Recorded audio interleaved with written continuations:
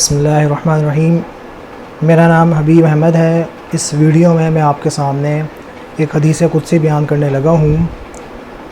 اور اس حدیث قدسی کے راوی ہیں حضرت ابو ہریرہ رضی اللہ عنہ۔ اس کے عربی الفاظ اس طرح ہیں: ابی ہریرہ رضی اللہ عنہ قال یقول اللہ سبحانہ وتعالی یا ابن آدم تفرغ لعبادتی املأ صدرک غنى واسد فقرک وإلا تفعل ملأت صدرك شغلا ولم أسد فقرك او كما قال۔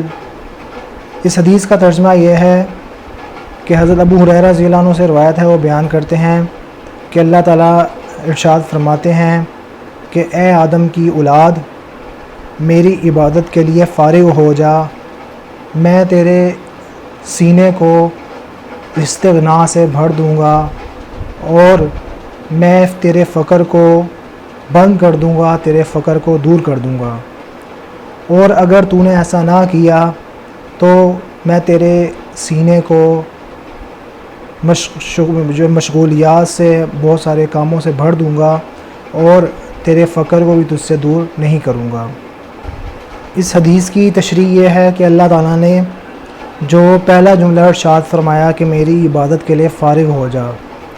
اس کا مطلب یہ نہیں ہے کہ انسان دنیا میں آئے اور وہ صرف اللہ تعالیٰ کی عبادت میں ہی لگا رہے، کوئی دنیاوی کام و کاج نہ کرے۔ اس حدیث کا ہرگز یہ مطلب نہیں ہے۔ تفرغ لعبادتی کا جملہ وہ اس بات کی طرف ہمیں اشارہ دیتا ہے، رہنمائی دیتا ہے کہ ہم چاہے دنیاوی اپنے کاموں میں لگے ہوئے ہیں، اس کے دوران یا اس کے اندر اللہ کا جو بھی حکم ہماری طرف متوجہ ہوتا ہے ہم اس کو پورا کریں، اللہ کے اوامر کو پورا کریں، نواہیات سے بچیں۔ تو تفرغ عبادتی کا مطلب یہ ہے، اور ایک اور مطلب یہ بھی ہے کہ ہم دنیا کو آخرت پر ترجیح نہ دیں، یعنی آخرت کو دنیا پر ترجیح دیں